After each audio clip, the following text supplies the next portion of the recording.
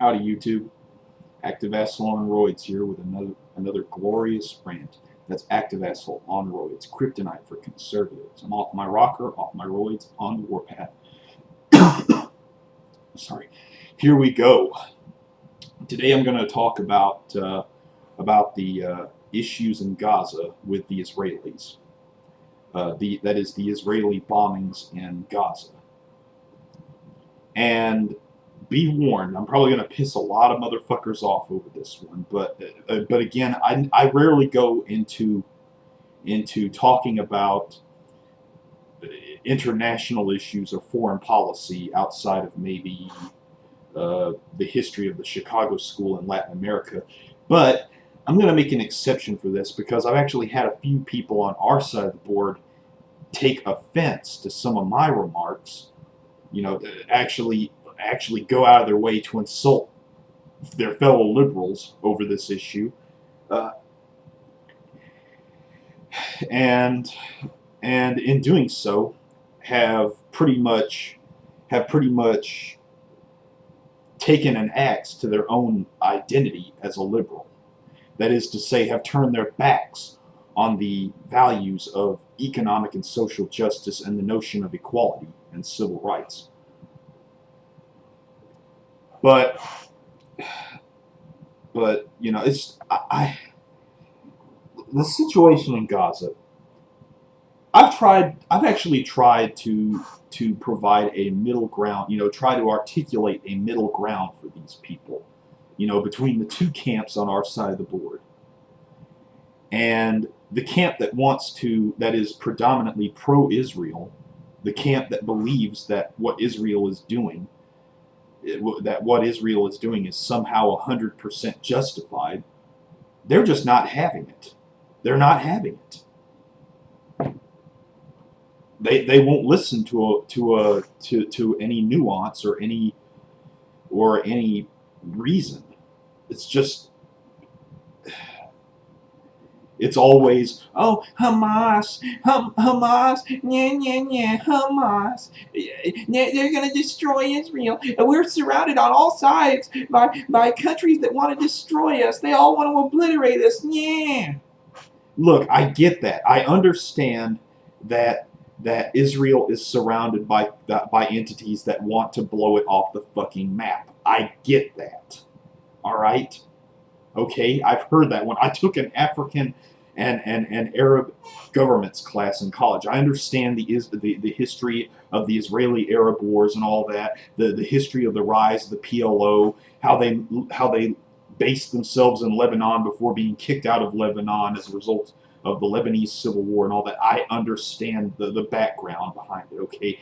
But damn it, for those who are supporting the remarks that are coming out of the Israeli right wing. And yes, I said the Israeli right wing. I didn't say all Israelis. I said the Israeli right wing. I mean, I think like 97% of Israelis now support what's going on in Gaza with the bombing of the UN hospitals and everything. Those people have nowhere to go, for crying out loud. I understand that many of them are in that situation because the PLO put them in that situation because they left Jordan and everything, but come on. Advocating for the killing of women and children, advocating for rape, just out and out. I mean, this brings me to another point. Actually, several points that I need to make in this video. One, we've done a pretty good job of castigating religious extremism from evangelicals, Catholics, and Muslims. But we sure as hell have not done a good job of reining in religious extremism from within Judaism. And oftentimes those who are willing to brave those rough waters wind up being accused of being anti-Semitic when all they really want is for Zionists, and I can only call them Zionists, hardcore Zionists, who have infused Zionism with right-wing Friedrich Hayek ideology to tone it down a bit. Tone it the fuck down. That's all. How hard is it to understand when we tell people who just happen to be Jewish, who are supporting what's going on in Gaza, who also happen to be American liberals, how hard is it for them to get it through their heads that they are going down a very dark road that the rest of us don't want to follow? How hard is it to get it through their heads that they are repeating the same rhetoric, the same fucking rhetoric that has been used in the past by people like Ante Pavelic and the neocons? How hard is it to get it through their head? You can't hide behind the tape of anti-Semitism to keep non-Jewish voices from being able to criticize what's going on, the right-wing government in Israel's policies in Gaza. You can't hide behind that. You can try, and I understand that the American right, I understand that they might have an ulterior motive in all of this. That ulterior motive being the attempt to play out Karl Rove politics by trying to whittle away at the 80% Jewish proportion that the American left gets on election day every year. Because, the whole Karl Rove math of 50% plus 1 might just be playing out here. And the American right, they're going to support the Israeli right because the Israeli right in the past decade or so have pushed privatization policies that have exacerbated poverty within the Gaza region.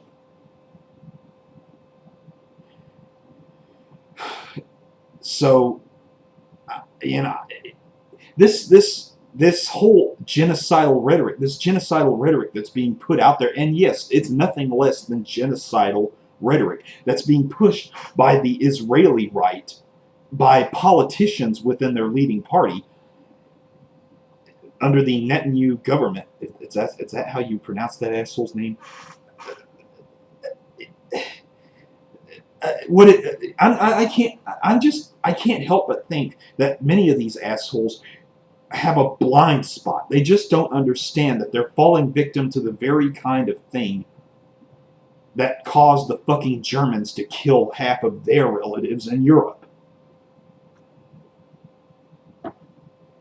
I'm throwing my hands up in the air and I'm just like, hey, I've tried to argue with both sides. I've tried to stake out a middle ground. But the pro-Israeli faction just will not fucking listen, and yet they have the fucking gall to throw up the whole, well, they're gonna wipe us off the map. Yeah, but the fact of the matter is that doesn't.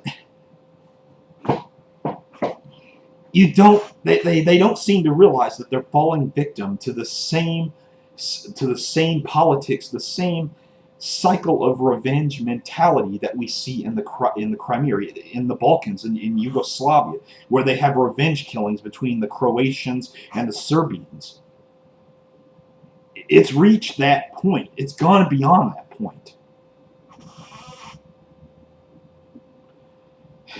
And to those who call themselves, who refer to themselves as liberals, who just happen to be Jewish, who are getting behind Israel just because it's a Jewish state in a largely Arab and Persian part of the world,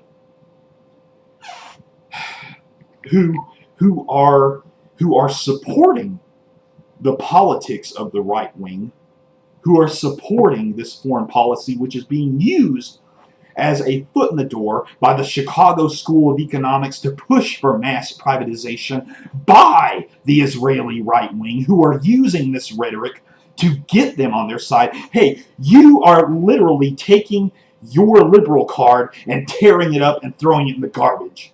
Getting behind them, you have no fucking right to call yourself a liberal.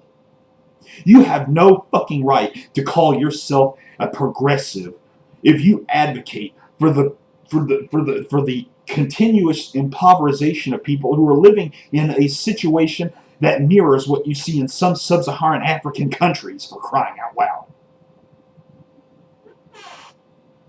For you to sit there and continue to claim, I'm a liberal, even though I'm touting rhetoric similar to what the Bush cabal used after 9/11. Yeah, I get it. You have relatives in Israel who are at risk of being killed. I understand. I empathize with your pain.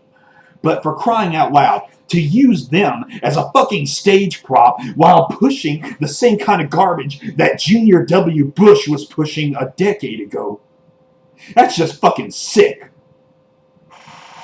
And to claim, oh, I don't understand why so many other liberals are taking Hamas's side. No one's taking Hamas's side, you bilineal fucks.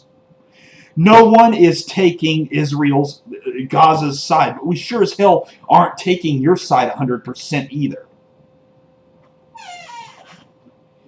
If you get behind the genocide of these people, let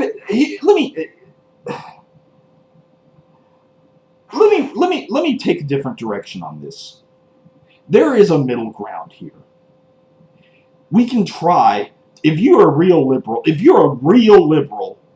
then you'll try to find some way to get rid of the swamp of hatred that has taken hold not just in Gaza but in Israel as well, by trying to do everything you can not to get behind the right-wing government in Israel, to elect a left-wing government in Israel that will fight for equity, that will fight for economic and social justice, and will consider the plight of the poor, women, and children, and injured and elderly who are stuck in the Gaza Strip.